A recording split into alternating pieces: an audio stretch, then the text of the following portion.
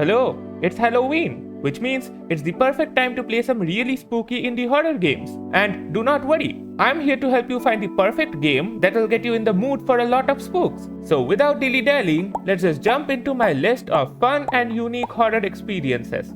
Invasion of the Halloween Fiends is a really fun Halloween game where your only job is to give out candy to the kids. It's definitely not a weird game about sentient evil gnomes, dancing aliens, and the superhero named Tinfoil Man. Definitely not. Clap Clap is a short first-person game set in the 1980s where you are a house sitter at a place with really cool clapping lights technology. Unfortunately for you, the demon in the house also figured out how to use it. Kiosk is the game that you should play if you wanna experience how it feels to work as a fast food worker. You can make hot dogs, you can make coffee, you can hallucinate about ghostly apparitions, and you can maybe perhaps explode. Exhibit of Sorrows is a really scary indie horror game about clowns. I hated clowns already, but this game makes you do horrifying stuff to these humanoid clown figures, which may or may not be filled with the souls of children. Speaking of the souls of children, have you heard about Freddy Fazbear's Pizzeria? Wait, don't click off! I know FNAF is a very complicated franchise to get into, but if you're someone who's interested in playing the games but don't know where to begin, then look no further than Into the Pit, a really well-designed adventure horror experience for which you do not need any prior knowledge of the other games. All you have to know is that there was this golden rabbit guy who killed a bunch of children and now everything wants to murder you for some reason.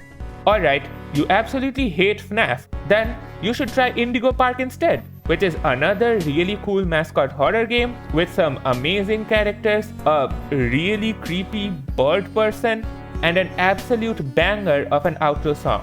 Oh, is it time for a horror rhythm game? I know what you're thinking, Friday Night Funkin' isn't a horror game. Then explain this guy and this person thing. Hell, there's an entire week named Spooky Month.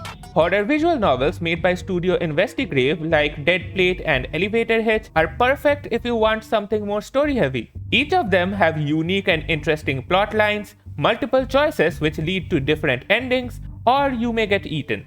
But I know what you're thinking. That's Not My Neighbor. Exactly. That's Not My Neighbor is a job simulator where you play as a simple doorman. But you have to be very careful because there are doppelgangers in town and they will kill you if you allow them into the apartment. If you want an even scarier experience, try out Nightmare Mode, where the characters are transformed into demons, Lovecraftian entities, and various mythological— Wait, is that a clown? You know what? Maybe you're more of a casual gamer, someone who enjoys the chill rural life of farming. Then you should try Pumpkin Panic, where your primary goal is to just grow crops and sell them for a profit. What could be scary about that? Inflation?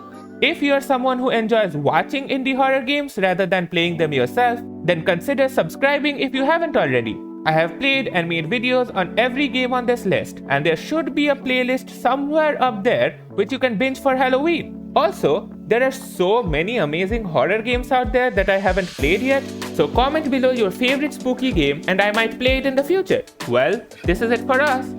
Oh, finally.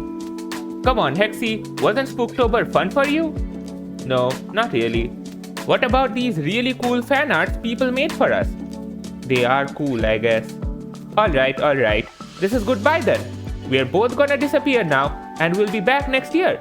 It's finally time to let Mexi out of that void prison he's been stuck in. Bye-bye. Huh? Where am I? Oh, happy Halloween.